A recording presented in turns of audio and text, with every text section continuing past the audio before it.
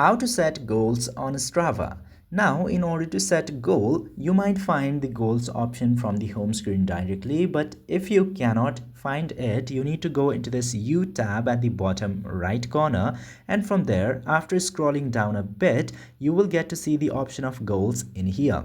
Now, in order to set up a goal, directly tap to add goal option, and after that you need to choose the sport which you would like to set the goal for. For example, I want to set the goal for all sports, and after that you need to set the time frame that you want. For example, weekly, monthly or yearly. Let's select weekly for now, and after that you can select what type of goal that are you hoping for.